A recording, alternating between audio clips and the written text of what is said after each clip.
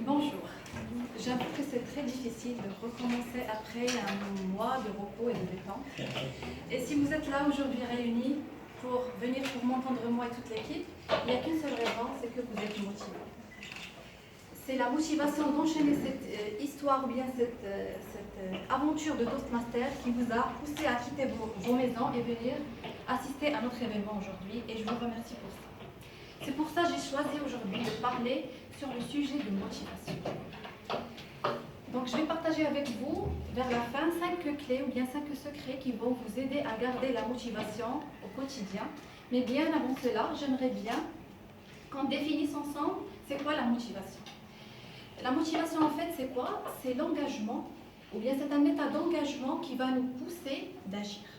C'est un état d'engagement qui va nous aider à délibérer cette énergie potentielle que l'on a tous et la transformer en énergie cinétique qui va nous permettre d'agir, de passer à l'action. C'est un état d'engagement qui va nous aider de passer de l'état passif à l'état actif. Et d'ailleurs, on peut diviser deux types de motivation. Le premier type, c'est la motivation extrinsèque et le deuxième type, c'est la motivation intrinsèque. La motivation extrinsèque, ça concerne tout ce qui est externe, tout ce qui est à l'extérieur. Ça peut être par exemple le salaire, ça peut être par exemple les encouragements que par exemple l'entreprise propose, ça peut être aussi la reconnaissance des autres, etc. Et par exemple ici au sein de Toastmaster, ça peut être aussi les attestations, les prix qu'on propose. Le deuxième type de la motivation, c'est la motivation intrinsèque. Et la motivation intrinsèque, ça concerne tout ce qui est interne, tout ce qui nous concerne en tant que personne. Ça peut être nos motivations, nos raisons, nos motifs, tout ce qui nous concerne nous. Et d'ailleurs, ce deuxième type de motivation, c'est le plus important. Pourquoi? Parce qu'il agit à long terme.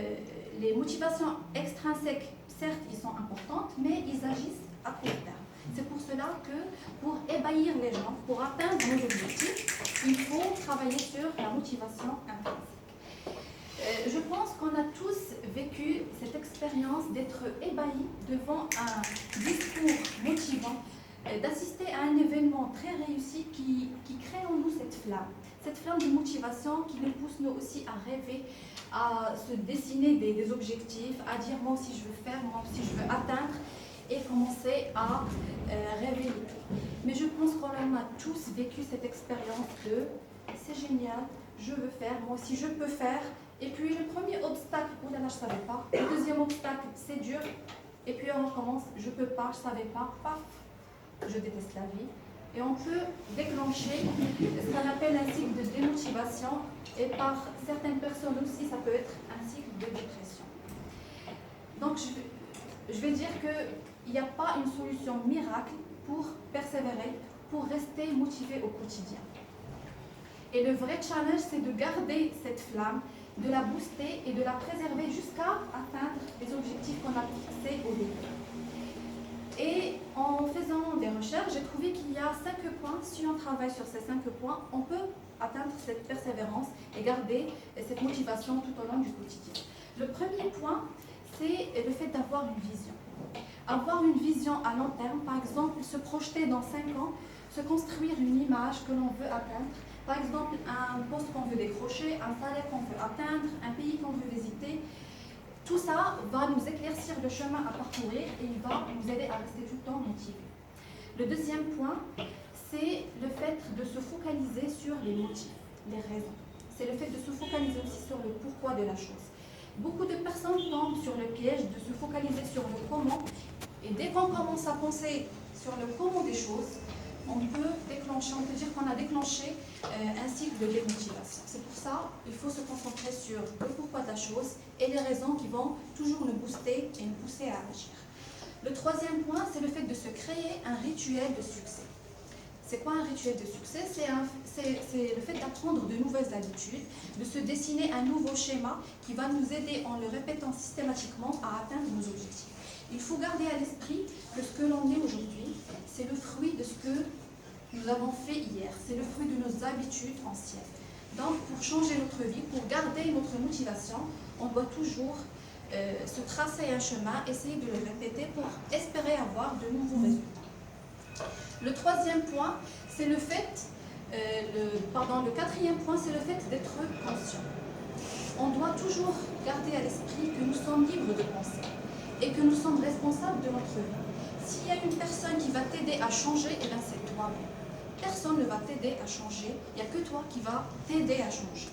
Donc, on doit garder à l'esprit cette conscience qui va nous aider à rester toujours motivants, tout en pensant bien, tout en gardant à l'esprit que nous sommes uniques, nous avons des atouts uniques, nous avons aussi des choses à travailler sur lesquelles, là où on va travailler et on va s'améliorer, et aussi on doit garder à l'esprit et on doit rester conscient qu'on doit garder notre équilibre. Certes, tous, on essaie de se fixer plusieurs objectifs au niveau professionnel, personnel, au niveau du couple, etc. Mais il ne faut pas qu'on se focalise uniquement sur un seul trajet et oublier les autres. Pourquoi? Parce que le fait de garder cet équilibre va nous aider à augmenter la qualité de notre vie et par la suite atteindre nos objectifs. Le dernier point, c'est le fait de se créer un environnement motivant. C'est-à-dire être entouré des gens, soit qui partagent le même objectif que nous, ou bien qui nous aident tout simplement à être de l'avant. Et je prends ici l'exemple des joueurs de foot. Par exemple, si on prend Messi, on remarque qu'il a plus de performances avec le Barça qu'avec son équipe nationale. Pourquoi? Parce que tout simplement, au Barça, il est entouré des bonnes personnes, alors que dans l'équipe nationale, c'est pas le cas. Donc j'espère que ces 5 points, vous allez les retenir. Je répète vite fait, le fait d'avoir une vision, le fait de se focaliser sur le motif, être conscient, se créer un rituel de succès et se créer un environnement positif.